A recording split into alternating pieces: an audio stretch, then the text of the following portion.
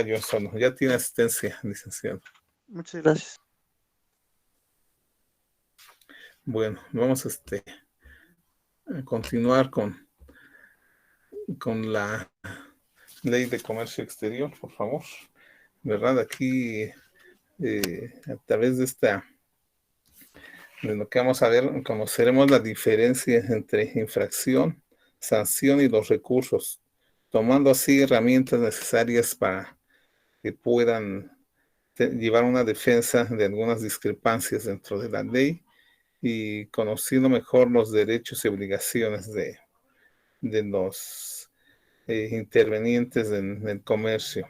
Asimismo, se podrá identificar qué infracciones corresponde a la Secretaría de Comercio y Fomento Industrial sancionar, la elaboración de recursos administrativos de revocación, las reglas para la interposición del recurso de revocación, la integración del expediente administrativo en los procedimientos de investigación, las obligaciones de la Secretaría de Comercio y Fomento Industrial de notificar oportunamente las resoluciones, el contenido de la notificación de visitas de verificación, la información pública confidencial y comercial confidencial y la elaboración de solicitudes de confidencialidad de la información. Los requisitos que deberá cumplir el representante legal, las posibles resoluciones en donde procede el recurso administrativo de revocación, el objetivo del recurso administrativo de revocación, la opción de los interesados en la relación a las resoluciones y actos administrativos. Tenemos que infracción es todo acto u omisión declarado ilegal y sancionado por la ley, en este caso por la ley de comercio exterior. Sanción fiscal es todo acto u omisión a las que se aplican las leyes fiscales. La clasificación de las infracciones tenemos que hay delitos y faltas. Los delitos los clasifica y sanciona la ley o la autoridad judicial. Las faltas las clasifica y sanciona la autoridad administrativa. Hay infracciones instantáneas y continuas. Las instantáneas, la conducta se da en un solo momento. Las continuas, la conducta se proyecta en el tiempo. No se agota al cometerse, sino hasta que cese el acto. Infracciones simples y compuestas. Las simples, con una conducta se viola una disposición legal. Las compuestas, con una conducta se violan dos o más disposiciones. Las infracciones leves y graves. Las leves por descuido se transgrede la ley, pero el contribuyente no evade al fisco. Las graves se cometen con la intención de evadir el fisco. Respecto de la sanción, tenemos que es la consecuencia jurídica que el incumplimiento de un deber u obligación produce en relación con el obligado o contribuyente. Con la sanción se pretende disipar al infractor exigiendo el cumplimiento forzoso, es decir, reparando los daños y perjuicios sufridos por el fisco debido a la violación o incumplimiento de la obligación, ya sea indemnizado o impuesto una pena al infractor. División de las sanciones. Tenemos las civiles, que son aquellas que se aplican cuando la conducta del infractor a una ley no altera el orden público. Las penales, estas se aplican cuando el infractor altera con su conducta de manera grave el orden social. En este caso, la infracción a la ley se coloca en la categoría de los delitos. La clasificación de las sanciones, por su finalidad, las sanciones se dividen en indemnizaciones y penas. Las indemnizaciones son de contenido económico reparan daños y perjuicios al fisco por el incumplimiento de obligaciones fiscales. Y respecto a las penas, es una medida disciplinaria que se gradúa en relación con la gravedad de la infracción. Y tenemos también que la pena se divide en personal y patrimonial. La personal afecta a la persona en sí misma, mientras que la patrimonial afecta a la persona en su patrimonio.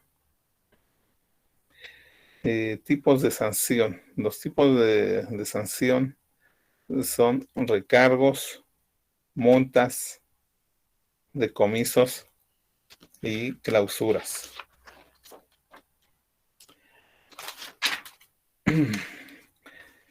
¿Qué infracciones corresponden a la Secretaría de Comercio y Fomento Industrial sancionar?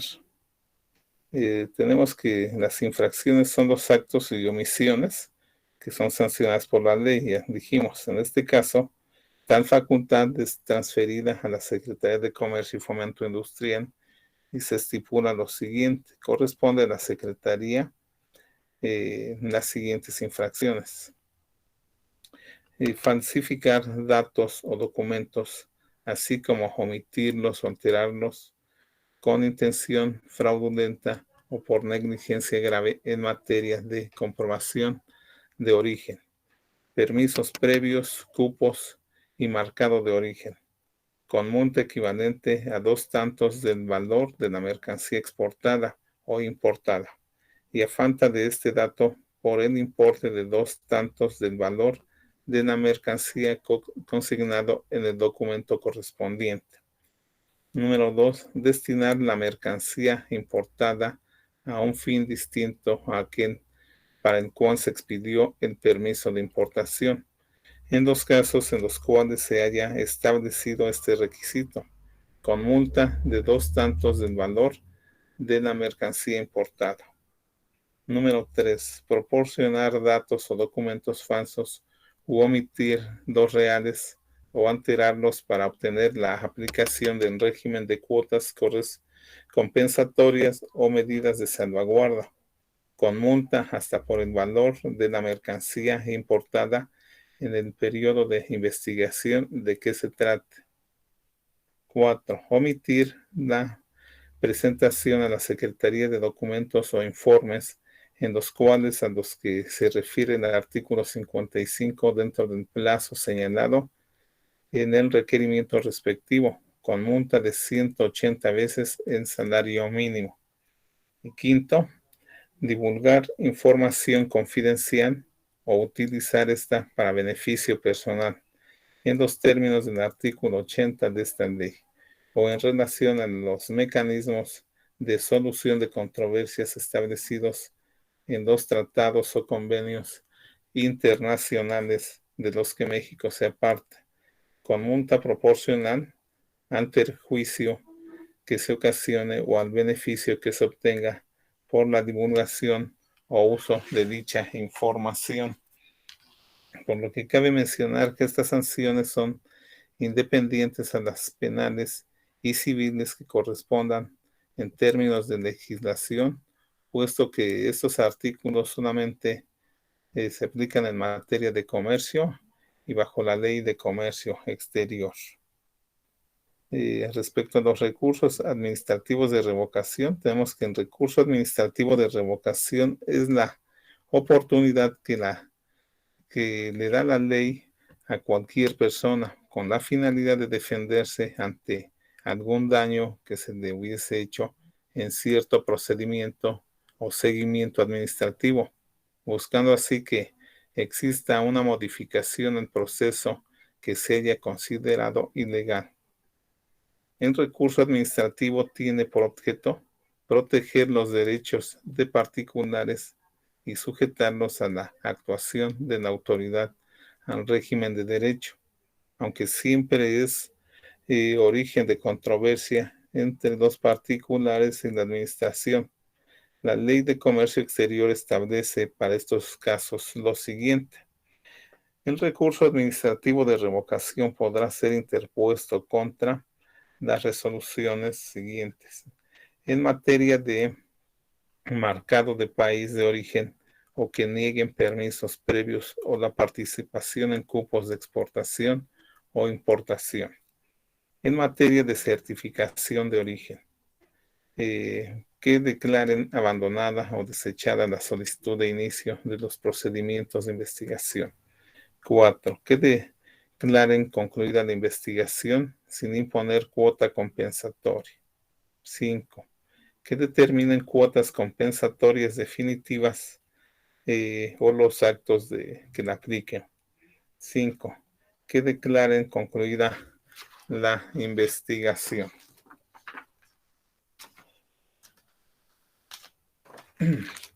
6. Que desechen o concluyan la solicitud de revisión, así como las que confirmen, modifiquen o revoquen cuotas compensatorias definitivas. Otra más, que declaren concluida o terminada la investigación a que se refiere el artículo 37 de la Ley de Comercio Exterior. Y por último, que concluyan la investigación a que se refiere la fracción cuarta del artículo 89. Luego, esencialmente, el recurso de revocación se da siempre y cuando una persona considere que ha sido manipulado en procedimiento administrativo, donde crea que no está siendo clara la razón de tal resolución y efectuada por parte de la Secretaría de Comercio. Por ello, la Ley de Comercio Exterior establece que se pueden impugnar los fallos para que se aclare de quién debe ser la razón, de quién tiene la razón. Las reglas para la interposición del recurso de revocación, tenemos que considerar para tal recurso lo siguiente: en relación con el recurso de revocación que se interponga contra las resoluciones y actos a que se refiere la fracción 4 del artículo 94, se estará a lo dispuesto en el artículo 95, en lo que no se oponga a las siguientes reglas. Número 1. Se interpondrá ante la autoridad que haya dictado la resolución o bien contra la que lo ejecute, salvo que el mismo recurso se impugne en ambos, caso en que se deberá interponer ante la autoridad que determinó las cuotas compensatorias. Número 2. Si se impugnan ambos, la resolución del recurso contra la determinación de cuotas compensatorias definitivas será de pronunciamiento previo al correspondiente a los actos de aplicación. La autoridad competente para resolver los primeros enviará copia de la resolución a la autoridad facultada para resolver los segundos. En caso de que se modifique o revoque la determinación de las cuotas compensatorias definitivas, quedará sin materia en recurso interpuesto contra los actos de aplicación de dichas cuotas, sin perjuicio de que el interesado interponga recurso contra el nuevo acto de aplicación. Número 3. Si se interponen recursos sucesivos contra la resolución que determinó la cuota compensatoria y contra los actos de aplicación, se suspenderá la tramitación de estos últimos. El recurrente estará obligado a dar aviso de la situación a las autoridades competentes para conocer y resolver dichos recursos. La suspensión podrá decretarse aún de oficio cuando la autoridad tenga conocimiento por cualquier causa de esta situación. Y número 4, cuando se interponga el juicio ante el Tribunal Federal de Justicia Fiscal y Administrativa, impugnando la resolución dictada al resolver el recurso de revocación interpuesto contra la determinación de la cuota compensatoria definitiva. Impugne posteriormente también la resolución que se dicte al resolver el recurso contra los actos de aplicación. Deberá ampliar la demanda inicial dentro del término correspondiente para formular esta última impugnación. Tenemos que tomar en cuenta que estos recursos de impugnación son mecanismos de defensa, tanto del lado de la autoridad como de los particulares. Por ello se debe fundamentar el hecho de manera objetiva. Tenemos respecto de la integración del expediente administrativo en dos procedimientos de investigación. Un expediente es la integración de documentos que aportan evidencias para un procedimiento en una investigación. Sin embargo, los procedimientos de investigación en materia de comercio, la Secretaría de Comercio integrará un expediente administrativo conforme al cual dictarán las resoluciones que correspondan. Para ello, la ley estipula la forma en que debe integrarse.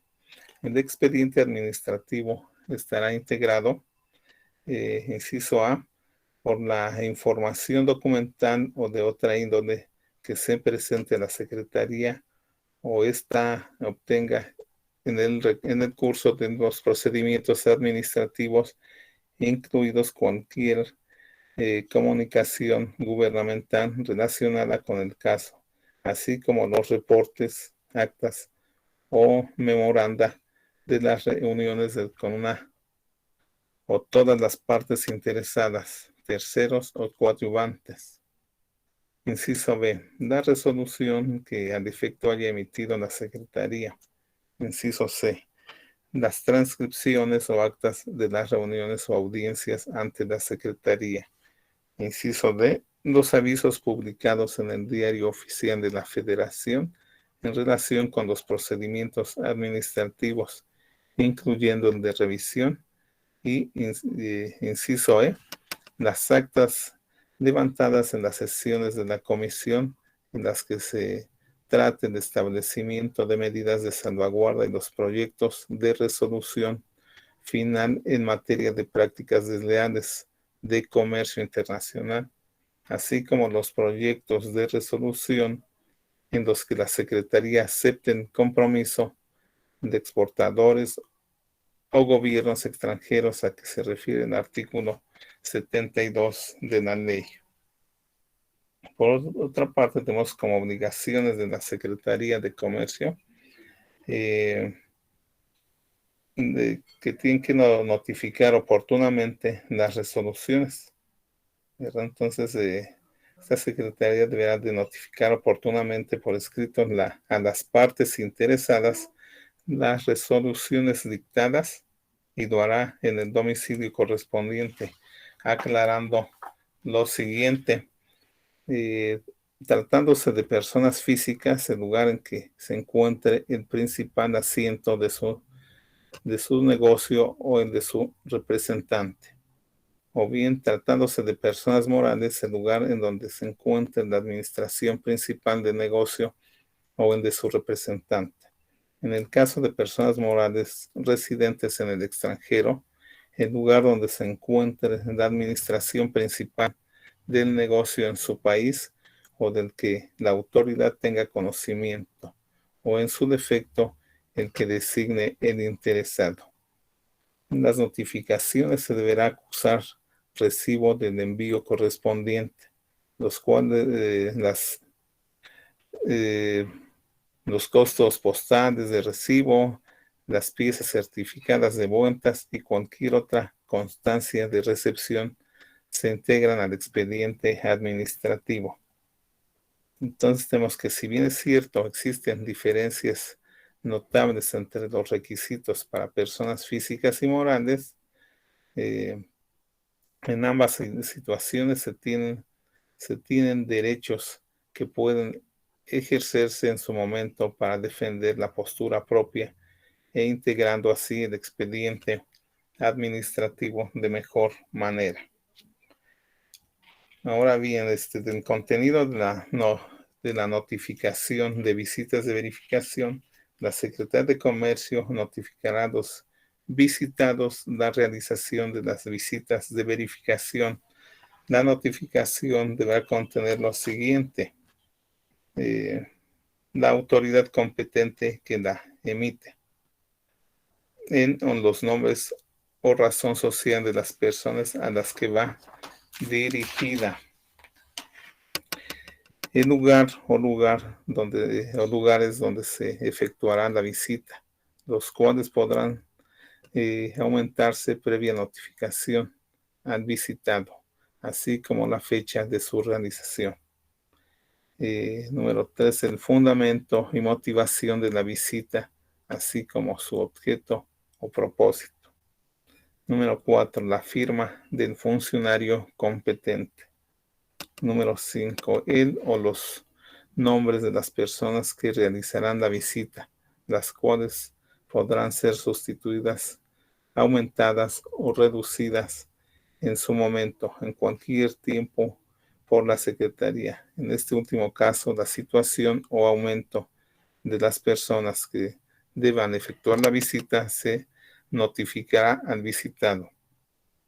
Asimismo, la Secretaría notificará al visitado si entre dichas personas se incluyen consultores externos.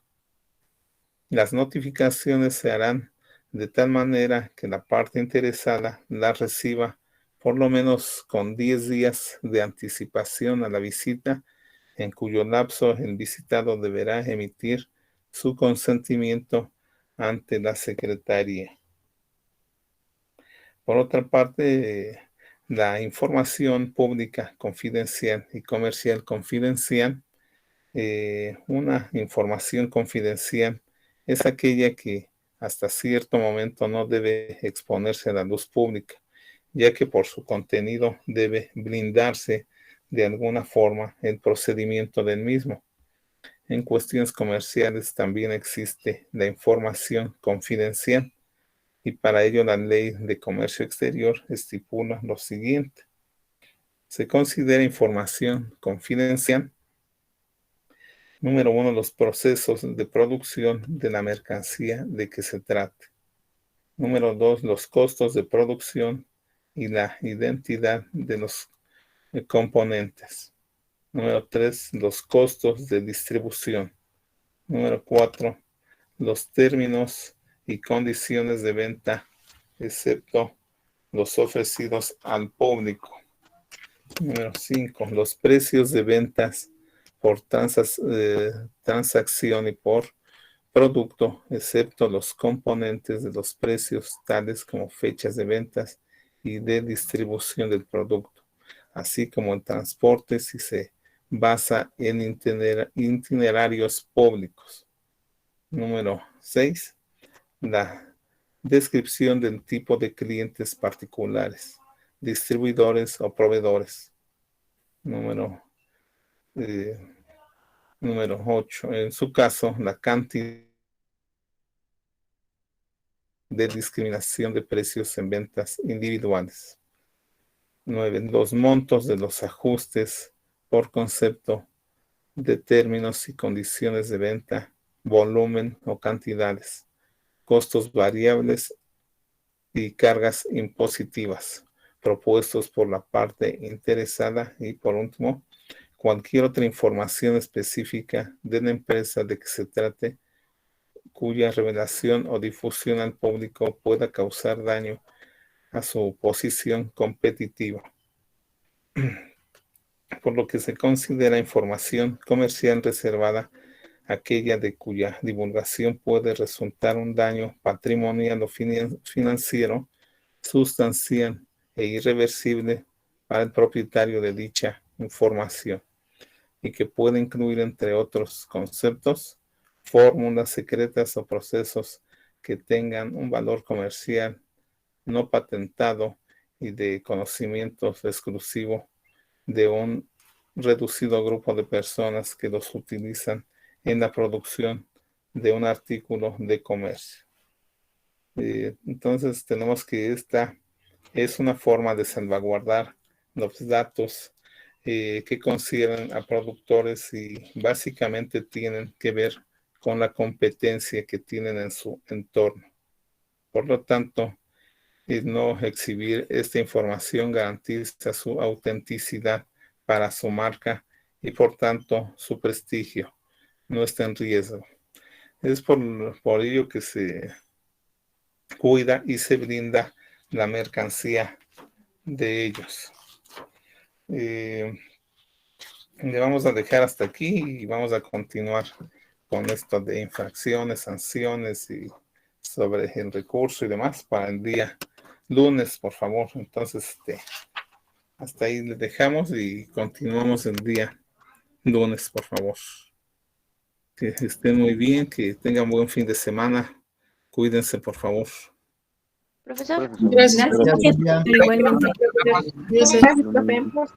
Sí, a ustedes, gracias. Sí, Profesor. gracias. Mande. Tuve otra vez problemas para conectarme y volví a llegar